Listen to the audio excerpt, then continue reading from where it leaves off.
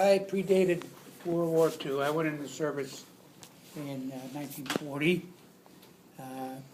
And I quickly learned not to volunteer. I remember the first sergeant said, I need, the first day I was there, I said, I need somebody who can type. So I put my hand up, I can type. He said, good. He said, I want you to meet PFC so-and-so at 1 o'clock, and he'll introduce you to this new typewriter. So for 2 weeks, I cut grass. So that was, so anyway, that was my, anyway, in those days in 1940, you didn't go to basic training like most, you went to basic training 6 weeks, 12 weeks or whatever. They gave the training right there in the organization. So that was my introduction to training, was right within the organization. Now, I was not in a combat outfit, I was in the quartermaster corps. For use in the Army, you know what the quartermaster corps is. You supplied the toilet paper and handkerchiefs. And so that's what I did for the first 3 years until I was old enough and to go into the aviation cadet program. And as Don said, I flew 30 combat missions over Germany in B-17s and had some harrowing experiences and some amusing experiences. But the best experiences, I came out alive. And one particular mission, Don said it was over Berlin, but it was not. It was over a little town of Dawn. We got a couple of engines shot out, and we couldn't stay with our formation. So we were lagging back and as dropping altitude because we couldn't maintain altitude. So we were reported by other crew members in other airplanes as missing in action. So my dad got a telegram, a missing in action telegram, which was corrected later on when I got back to the base. But a lot of the instrumentations were shot out. As I say, the engines were out, and we knew we were going to make it back to England. So the co-pilot came down and he said that, he called me Ajax. He said, Ajax, you ever been to Paris? I said, no. He said, well, this might be a good time. You think you get lost? so being the navigator, I got lost. And so we wound up in Paris, and as Dad said, we couldn't get out because priorities, frontline priorities was just around the Battle of the Bulge time. So we were there for a week, and it was pretty nice. From there, I went on to, I flew 39 combat missions over Korea in the B-29. Again, most of them were milk runs, but a few were kind of hairy. You know, if any of you guys have flown, you know, they say that flying, especially in bombers and cargo airplanes, is nothing but hours and hours of boredom interrupted by a few moments of sheer terror. Terror. And so that's what flying was like. You fly for hours, nothing going on, and then take it on. But anyway, that's my experience. And if anybody wants to know anything about World War II, I can tell you what I know about it, what I learned from it, and what I found about it. Of course, there's not a lot that I know. All I can tell you about the air power, and the Air Corps. But I'm proud to have served, and I'm proud to have been here, be here with you guys to enjoy anything you may have to tell me or ask me. So I'm receptive to any questions. I was curious, you said you entered the service in 1940? Yes. How old were you? 18. Really? Yeah. And tell them how you got in that day they came to get you. Yeah.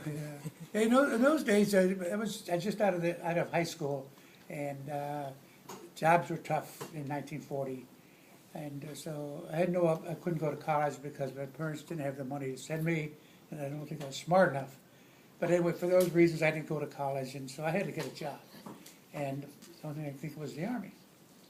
So I went down to the recruiting office. I lived in a little small town. We didn't have a recruiting officer. But the recruiter came down from Rochester, New York to this little town once a week or once every other week.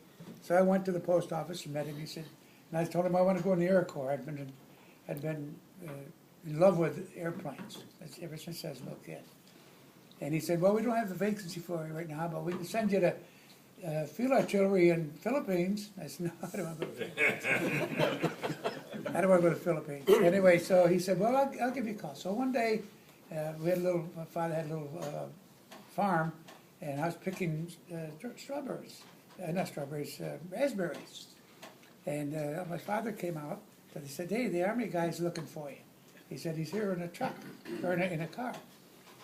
And he said, so I went to see him. He said, we got a job, we got a place for you in the Air Corps at Mitchell Field in Long Island. Do you want to go? And I said, yeah, sure. He said, well, we got to go right now. So I never got back out to the field. Say goodbye to my sisters who were out there working. And so that was You said a little town, where? Newark, New York, up near Rochester. Newark? Yeah. It's on the Erie Canal, between about 30 miles east of Rochester. I have to go left or right, because East, I'm Army, so I can't get directions.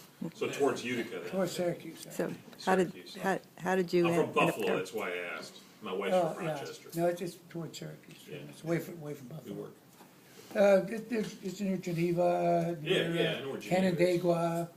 Well, I've got a brother-in-law in Canandaigua. Yeah, so it's just north of Canandaigua. And, How did you get there? huh? How were you there? How did you get to be there? Where? Where you were born and grew up? Your family. Yeah, how'd your family get there? settling Oh, my mother and dad came from Italy. They were born and raised in Italy, and came over in 1911, I think. And we had a family of 6 girls and me. Well, Weren't small, were you? Yeah, yeah, he's the baby. Yeah, he's the baby. What's worse, he's the baby. And I was a baby for quite a few years. But I, it's a large Italian population south of Rochester, from Leroy all the way across. It's a major immigrant area. I think Yeah. farmers mostly. But yeah, you know, my dad had a little farm, like grapes and a few fruit trees and berries and white beans in the summertime and potatoes and just a little bit of carrots, a little bit of everything. Bathtub Beets wine. And I knew when I was 18 years old, I did not want that life. So that's one of the reasons I went into the Army. And when did you retire? 73. So I got 33 years, 30 active and 3 reserve. I was just going into the Army instead of. Yeah. Like I said, they put me on the kiddie table when I first. Well, you just consider yourself lucky. Well, I do. I do. Yeah. So have you got any questions about what I may have seen or not seen? What bomb Yes. group were you in England? Pardon? What bomb group were you in? England 379. Where was that at? In Bolton, which is a little town about 30, 40 miles north of London. But they had so many airfields over there, you couldn't go 2 or 3 miles without running into an 8th Air Force air base. I'll tell you, which made it kind of tough when you took off in forming over the base into your formations. You went off and you formed into your squadrons of like 13 airplanes. Then you formed into your group of 36 or 39 airplanes. And then you formed into the bomber stream with all the other guys. Well, now you got 3 miles. And you got airplanes going all around trying to form. And we didn't, I'm surprised we didn't have more casualties up over just up over the airfield. Yeah. And we made it. How'd you find your way back to your right field? Pardon? How'd you find the right field when you came back? Good navigator. He was the navigator. You only got lost once. Yeah. It was tough, it was tough coming back. The reason why I didn't get lost because he was a good navigator. But he did get lost once. Yeah, well, yeah, I just going over, we come out of high school, out of navigation school with no really minimum amount of training. Right. And we had to fly an airplane over. Now you fly from up over to Labrador and then up over Iceland and we'll land in all these places. Weather, it couldn't use our sextants because it couldn't see the skies, the stars, the sun. and just lucky to get there. A lot of guys didn't make it, Yeah. and made it over. That's the final test. Yeah. Get there. Yeah, you made- If you make it there, you graduate. Pardon? As a navigator, if you make it to your destination, you graduate. That's right. Yeah, that was your graduation flight, yeah. My father was on a B-17, and he did the southern route from Florida to Brazil, Brazil to Brazil, yeah, Africa, yeah. and his plane didn't make it. My father wasn't on it, so luckily for me. But his plane never made it to Africa, it was lost over the South. Yeah, the most harrowing experience I had was during the Korean War.